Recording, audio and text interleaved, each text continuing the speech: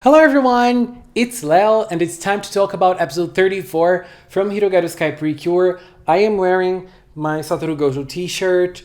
This week was a tough week for us Gojo fans. From Jujutsu Kaisen, baby, anime, manga, what a disaster. But obviously, let's focus on what really matters in this video, which is episode 34, the best episode from Hirogaru Sky, because Kabaton appeared again. I know, it was just a super short scene, but I was so happy. I was so happy to see him again. He was there in his pink pajamas. So adorable. Is he a Cure Butterfly fan, just like me? He was so cute, even though he was angry. He can be angry at me anytime he wants. I was so happy to see him again. He is struggling. But at least he's alive. He is trying. If you're alive, there's still a chance. So I am happy. I was happy to see Kabaton. Oh my God, I will never recover from that. What a moment that was. But obviously, the true star of the episode was actually Batamonda. And what a great choice they had, focusing on a character that used to be a villain to actually work with one of the characters from the main team, from the main characters, which is Mashiro. Mashiro was supposed to be the star of the episode, but she definitely wasn't. Batamonda really stole the show. So the setting was Mashiro was doing a group reading of one of her stories, and it was very funny because she wrote like 10 stories already. Is Mashiro actually a human being or is she a machine?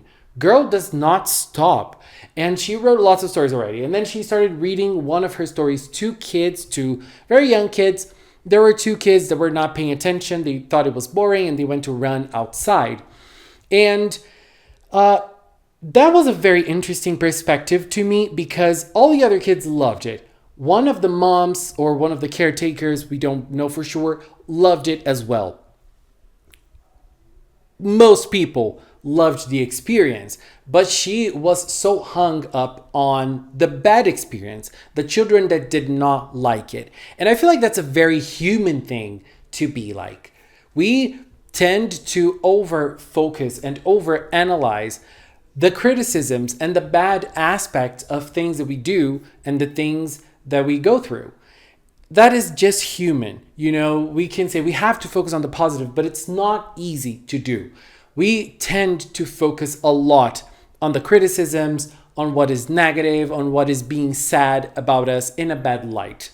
That is just how it goes for us. And it just goes like that for Mashiro as well.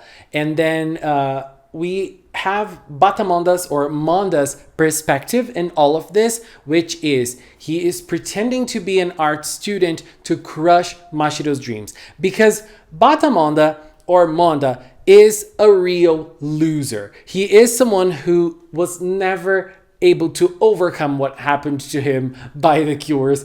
And look, this episode was very, very creative visually. It was incredibly creative visually. All the ways that they worked with Batamonda's inner monologues and outer personas were incredible. He created this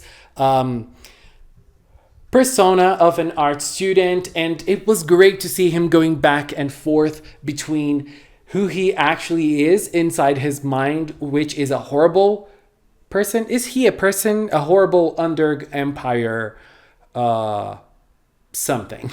And, pretending to be someone who's very polite and smart and trying to do his best, just like Mashiro. And so,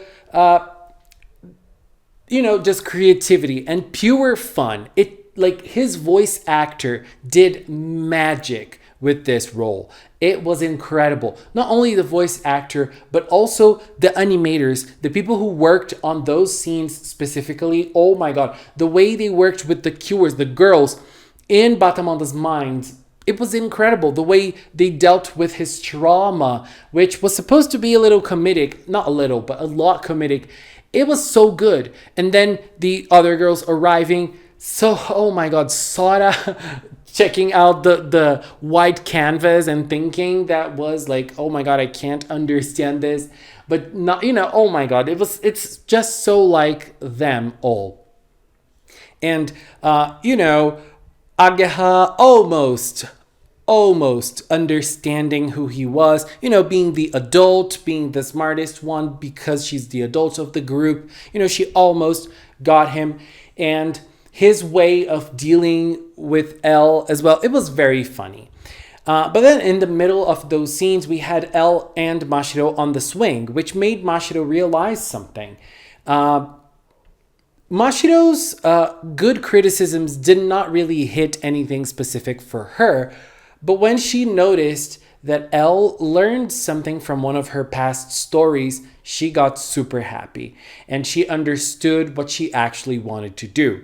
And it was very funny because Monda's focus was to crush Mashiro's dream when she was, daydreaming and trying to understand what she was going through.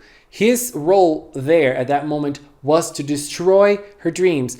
But actually, the way he was talking to her, he ended up igniting a new idea inside of her, which is, look, there's going to be bad criticisms. If you want to go this route professionally, there's going to be horrible criticisms and you have to deal with this. I dealt with this.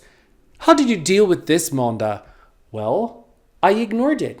And, that is one way of dealing with this. Obviously, different people will deal with this kind of thing in different ways. But this is one way of dealing with this. He was so focused on showing her that she was not prepared for this kind of thing because he said he was prepared for bad criticism and she wasn't. And that was supposed to be the catch to make her feel bad. It actually made her feel good because now she's going to have to start working harder to understand that there's going to be bad criticisms and that's not going to stop her. But then Skierhead appeared.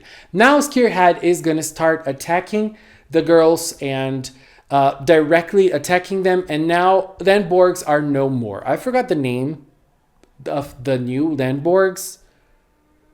I really don't remember, but they're stronger than they were now. And let's be honest, Skierhead is serving. I love his style. The way he summons the new Landborg is great. Very, very simple, but polished and posh in a way. And he wears heels.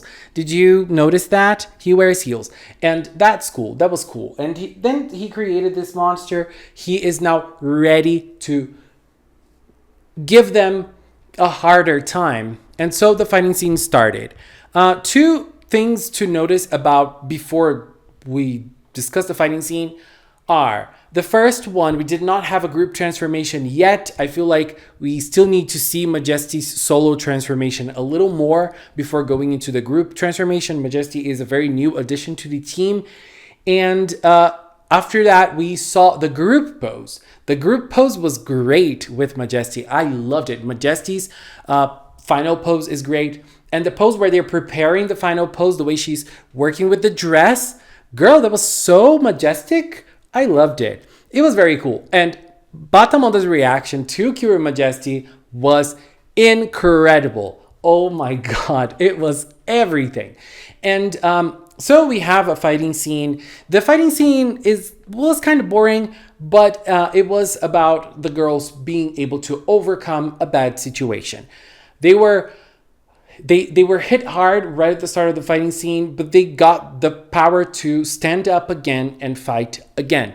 All of them, except for Prism, who was in doubt in her personal life, and that carried on to the fighting scene. So she wasn't able to have the clear head that the others did.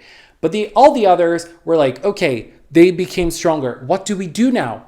We fight. We stand up again and we become stronger and we fight. That's what we always do. And very simple philosophy that I absolutely love. I love this type of philosophy. It's harder. We're going to try harder. It doesn't work. Most times you will hit the wall, but we have to at least try. And I like that. That's funny. And I also like the idea of Majesty not being way stronger than the others. this fighting scene, she showed that she has a little bit more skill, but at the same time, she's not like super overpowered. And that's an interesting aspect. Some seasons of PreCure have overpowered mid-season cures. I don't find that a problem because I love badass fighting queens, but it's also nice to have a nice leveled team like this one. And it was nice. It was very nice seeing them get up again and get, ready to keep on fighting. All of them used a little power, and it was nice seeing Butterfly use the power up again. And I feel like the star of the fighting scene was actually Cure Wing. Cure Wing did like the strongest impact in the fighting scene before the final attack, which is amazing. Majestic Halation. What an amazing attack this is. I really, really love it. And during the fighting scene, Prism had her realization about Monda's message, and she really understood it, and now she is ready to face the editorial world, let's say it like this. I don't know. But she's ready to face criticism because what she really wants is to impact children in a good way, for them to remember her stories. That's what her goal is. And that's a very cute goal, And so at the end, she is able to thank Monda, and Monda was very shocked because that's definitely not what he wanted to do with her.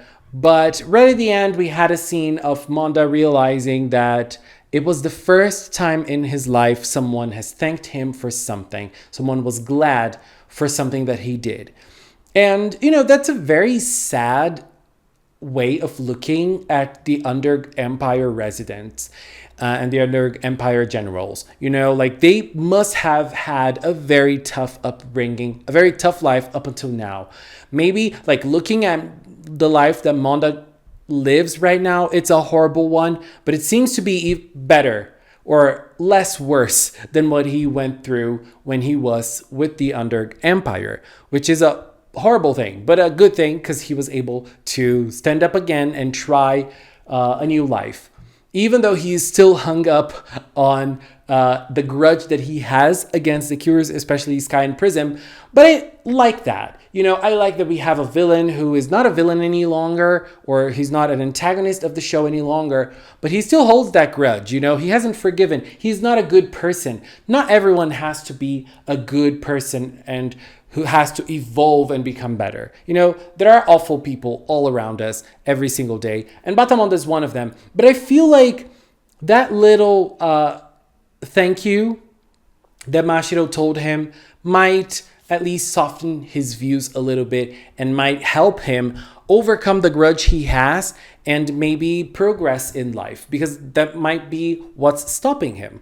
We don't know. I mean, bad working situations, and lots of other social problems are probably the reason. But still, in a show like PreCure, I feel like those philosophies count more than in real life.